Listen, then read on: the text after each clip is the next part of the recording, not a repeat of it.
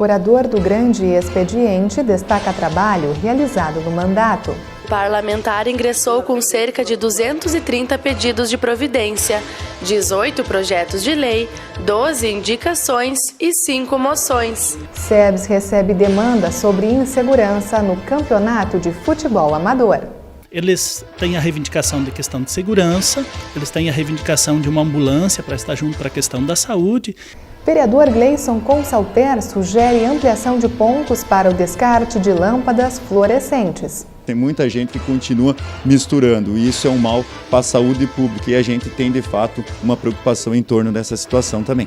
CMP Sindicato realiza projeto Professor em Foco. O resultado poderá ser conferido pela comunidade em uma exposição.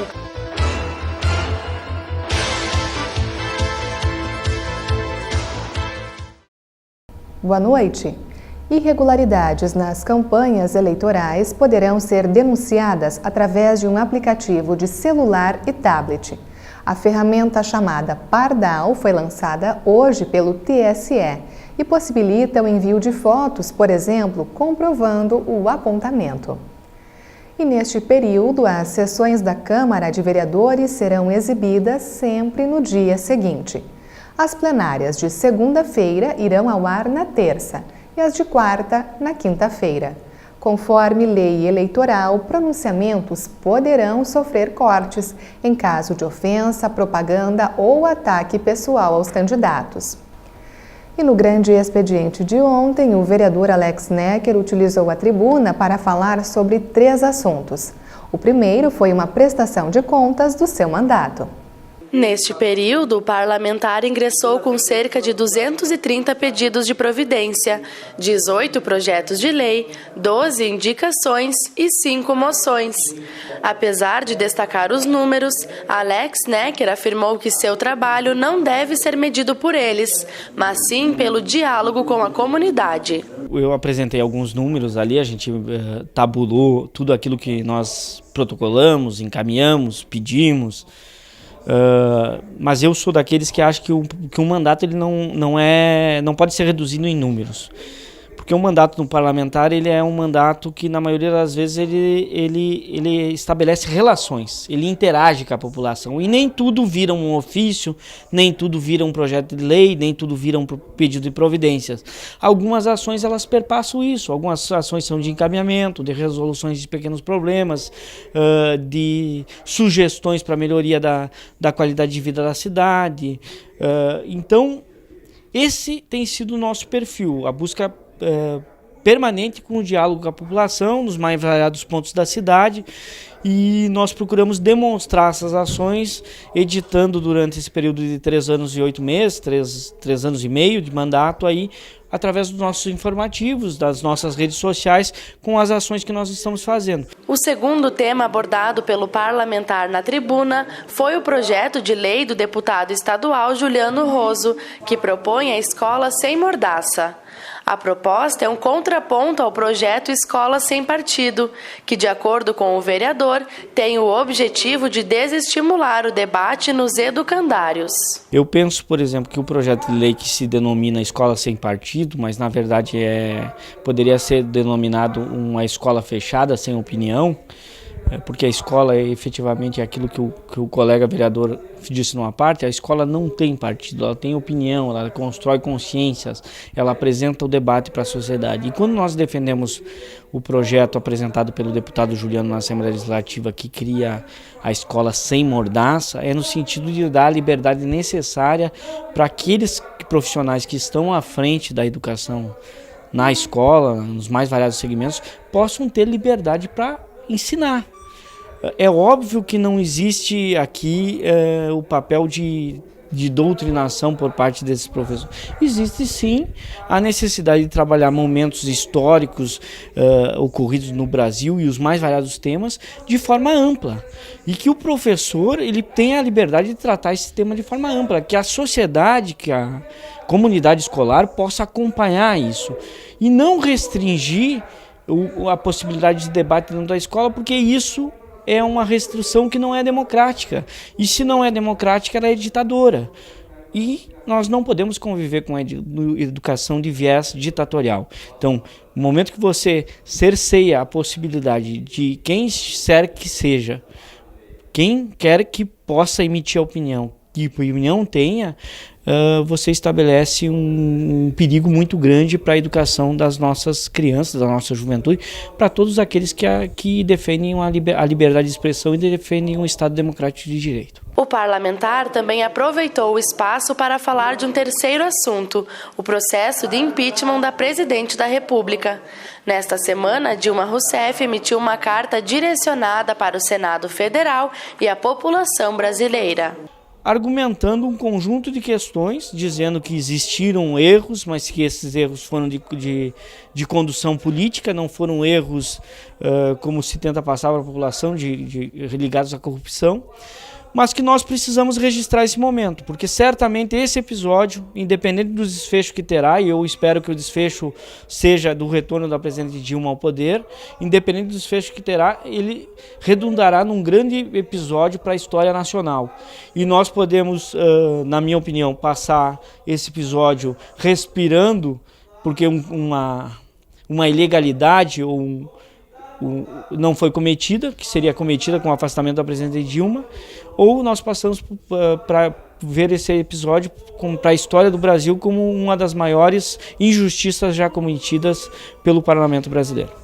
E agora nós vamos para o intervalo e retornamos em seguida com outras informações do Parlamento Municipal.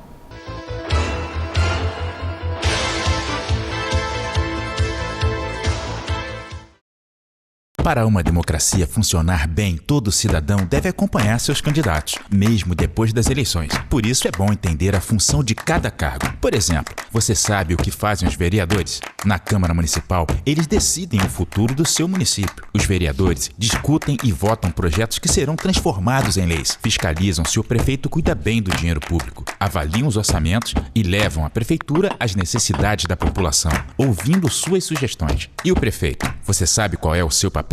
É dele a responsabilidade de usar o dinheiro que vem dos impostos para cuidar do dia a dia do seu município. Por exemplo, limpeza urbana, saneamento básico, manutenção de espaços públicos, postos de saúde e escolas, além de cuidar do transporte público e desenvolver as atividades que garantem o bem-estar dos seus habitantes.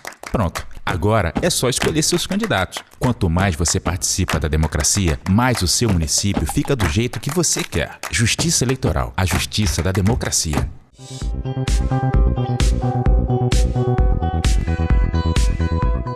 Os fogões a lenha e as lareiras, logicamente que trazem um conforto nos dias e nas noites de muito frio.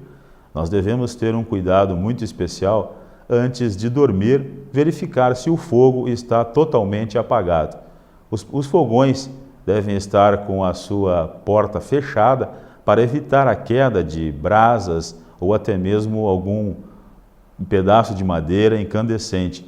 Nunca deixar próximo aos fogões qualquer tipo de roupas, tapetes, conjuntos estofados que possam entrar em contato e ali ter um princípio de incêndio. É muito importante, então, este cuidado. Importante também salientar a questão das crianças próximas a lareiras e a fogões a lenha. Outro dado importante é sobre a manutenção, ou seja, a limpeza das tubulações, dos dutos que conduzem a fumaça antes de utilizar esses equipamentos, antes de começar a utilizar no inverno, ter essa preocupação de que os dutos estão limpos e em condições de serem utilizados.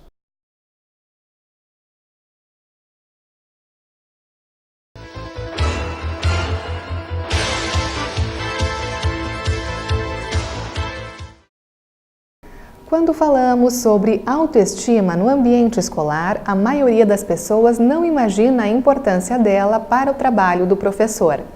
Pensando nisso, o CMP Sindicato está apostando em uma iniciativa diferente. Conheça na reportagem o projeto Professor em Foco. O objetivo do projeto é tirar a professora da sala de aula e pôr ela no estúdio, para ela se permitir o quanto ela pode também, não ser só professora, mas sim ser uma mulher mais sensual, poder mostrar o que está escondido dentro dela.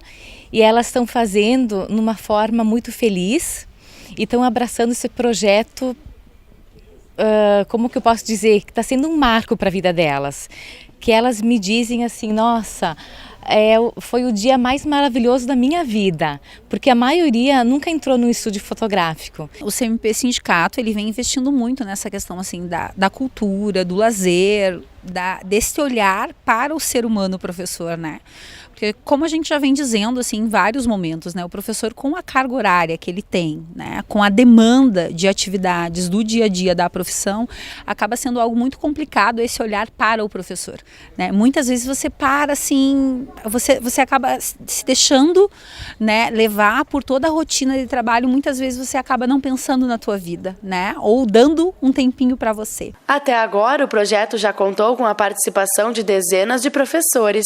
O resultado poderá ser conferido pela comunidade em uma exposição, que ainda está sendo preparada pelo grupo. Tem ainda a questão da exposição, né, que eu acho que vai ser um momento assim importante, onde a comunidade também vai poder estar acompanhando como que foi esse trabalho, né, as fotos das profs estarão disponíveis para a comunidade estar tendo aí acesso ao que foi e a maravilha que está sendo esse projeto. Em julho, o vereador Gleison Consalter enviou ao Poder Executivo um documento sugerindo a criação de espaços para o descarte de lâmpadas fluorescentes. Dias depois, o parlamentar recebeu uma resposta positiva da administração e, por isso, decidiu ampliar o pedido. Não caberia como um projeto de lei essa iniciativa, colocamos uma indicação então ao Executivo Municipal que fosse mesmo colocado um local apropriado para esse descarte. Posteriormente, já se passaram umas 3 a 4 semanas dessa indicação, nós recebemos uma mensagem do Executivo Municipal referente a essa indicação que tem um local apropriado. Porém, a gente quer aumentar, ou seja, essa indicação permanece valendo, mas que a gente aumentasse. Então, existe apenas um local. E para uma cidade com mais de 180 mil habitantes, isso é muito pouco. Então, a gente vem observando que muitas pessoas do dia a dia colocam essas lâmpadas, pós serem utilizadas, em lixeiras comuns. E isso é perigoso com relação ao meio ambiente e uma série de preocupações que podem acarretar nos seus filhos, nos seus netos futuramente. Então a gente vem conversando novamente, não será retirada e sim ampliada essa indicação, vindo essa resposta do Executivo. Ou seja, a gente quer ampliar esses espaços, porque pelo que eu pude presenciar algumas vezes, de fato, essas pessoas, tem muita gente que continua misturando, e isso é um mal para a saúde pública, e a gente tem, de fato, uma preocupação em torno dessa situação também.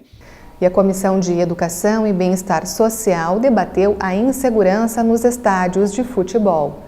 Representantes de clubes municipais apresentaram suas reivindicações. A falta de policiamento e de uma ambulância em dias de jogos foram as principais demandas expostas. O presidente da SEBS apontou a necessidade de criar uma liga de times para buscar soluções. Nós recebemos representantes da Secretaria de Esportes e representantes dos clubes que jogam o Campeonato Municipal da Primeira Divisão em Passo Fundo. E eles têm uma série de reivindicações que eles têm para melhorar o campeonato, como eles tinham a expectativa que os jogos pudessem ser disputados todos no Vermelhão da Serra e na Arena BS Bios, mas a Arena BS Bios não foi possível efetivar o convênio, então não foi possível. Então ficou o Vermelhão da Serra e o Estádio Municipal, que é o Delmar Cittoni, que não tem as melhores condições, mas também a municipalidade não vai investir muito agora, porque já saiu do papel, já está iniciando a obra para o novo Delmar Cittoni, que para o ano que vem já deve estar concluído. Então, eles têm a reivindicação de questão de segurança, eles têm a reivindicação de uma ambulância para estar junto para a questão da saúde, mas daí ficou acordado muito claro a necessidade deles organizar uma liga da primeira divisão, entre eles, para eles estarem juntos, para eles estarem coesos, estarem unidos e aí poderem conversar com a municipalidade como bloco organizado da primeira liga no município de Passo Fundo. Também ficou para a gente olhar bem direitinho o regulamento do campeonato e ficou que permanentemente os clubes vão estar podendo dialogar com a administração através da Secretaria de Esportes. Wilson Liu também falou da importância da pauta para a comissão. Para ele, o esporte também é essencial no desenvolvimento da educação. O esporte, na verdade, se você for olhar, estava, por exemplo, o presidente do Alexandre Isaac, do bairro Alexandre Isaac. Se não fosse o esporte naquele bairro, aquele bairro seria ainda aquilo que ele era há uma década, 2 atrás, ele era visto como um bairro perigosíssimo. E o esporte foi transformando as pessoas. O esporte realmente, ele contribui muito como município na formação do caráter e na convivialidade das pessoas, porque elas aprendem efetivamente a ganhar, a perder, aprendem a conviver. E esta que é a importância, e por isso a SEBS achou por bem acolher a reivindicação deles, e aí se abriu um grande caminho que eu creio que vai ajudar muito mais para o ano que vem do que para esse ano. Os Jogos Olímpicos encerram domingo, mas ainda temos muitas competições pela frente, inclusive com brasileiros. A nossa seleção de vôlei, por exemplo, segue viva na disputa pelo ouro. Veja o quadro.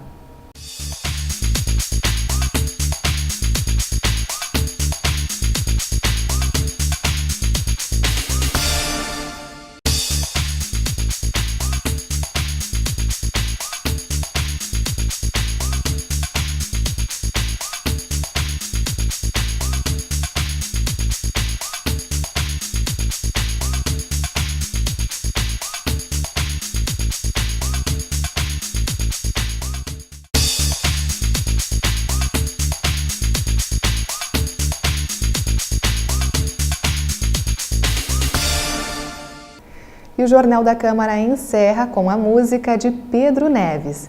Ele é o convidado do programa Pátria Gaúcha, que vai ao ar hoje.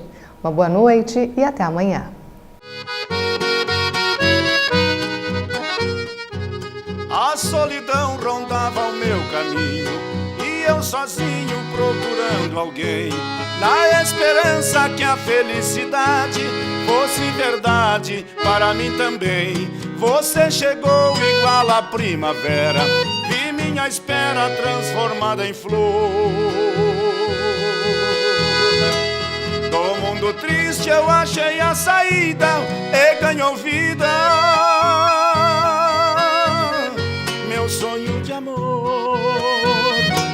Eu também vinha da desilusão, sem ter razão para viver sorrindo. Até pensava nunca mais amar e acreditar que o amor é lindo, mas o destino te guardou pra mim e pôs um fim na minha solidão.